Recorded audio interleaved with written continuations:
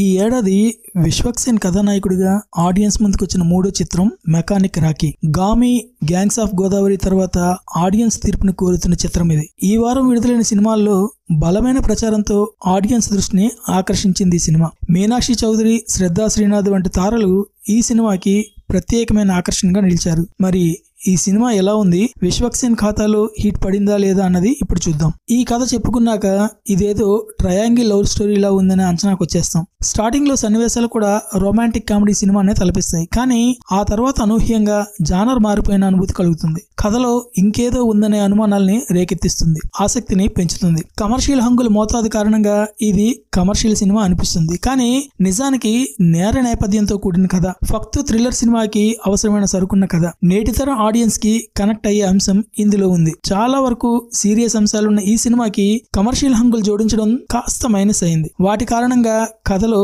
గాఢత తగ్గింది. కామెడీ సన్నివేశాలు, పాటల మధ్య ప్రథమార్థంలో కథే ముందుకు కదలదు. పాత్రలు నడుచుకునే విధానం మొదలుకొని కథలో చోటు చేసుకునే పరిణామాల వరకు ఏవి సహజంగా అనిపించవు. దీంతో ప్రేక్షకుడు కథలో లీనం కాలేకపోతాడు. కామెడీ కూడా పెద్దగా ప్రభావం చూపించదు. విశ్వక్సేన్ ఓల్డ్ గెటప్ లో కనిపించి చేసిన హంగామా కాస్తంత అలరిస్తుంది. ఇక ఈ సినిమాకి సెకండ్ హాఫే ప్రధాన బలం. అనూహ్యమైన మలుపులు సినిమాని రక్తి కట్టిస్తాయి. ప్రతి పాత్ర కూడా ఓ కొత్త మలుపునకు నాంది పలకడంతో అప్పటిదాకా సాగిన కథకి బలం చేకూరుతుంది. ఫస్ట్ హాఫ్ లో ఆడియన్స్ నిట్టూర్పులకి సెకండ్ హాఫ్ లో జోష్నిస్తుంది. మధ్యతరగతి ఆశ అవసరాల్ని ఆసరాగా చేసుకుని కొంతమంది చేసే మోసాల నేపథ్యాన్ని ఇందులో స్పృశించారు. కథనంతో కట్టిపడేయాలనే ప్రయత్నం ఎక్కువగా కనిపించింది. అయితే భావోద్వేగ కోణాన్ని దర్శకుడు మరింత బలంగా చూపించి ఉంటే బాగుండేది. కొన్ని మలుపులు మాత్రం థ్రిల్ అనిపిస్తాయి. విశ్వక్సేన్ ఎప్పట్లాగే తనకు అలవాటైన పాత్రలో కనిపించాడు. హుషారైన నటనతో పాత్రలో ఒదిగిపోయాడు. హీరోయిన్లు మీనాక్షి చౌదరి,